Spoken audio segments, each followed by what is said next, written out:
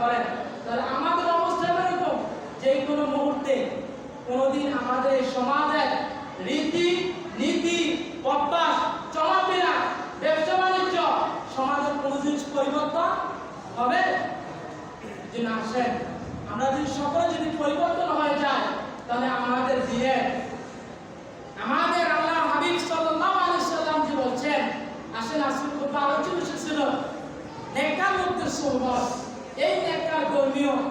এই কাদের সঙ্গে নিবেন আল্লাহ তাআলা এটাও জানিয়ে দিলেন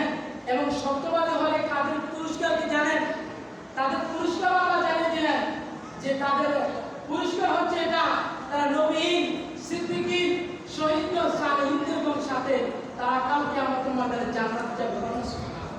এজন্য আল্লাহ বলেন সত্য করে দিলেন ইয়া আইয়ুহাল্লাযীনা আমানু তাকুল্লাহ,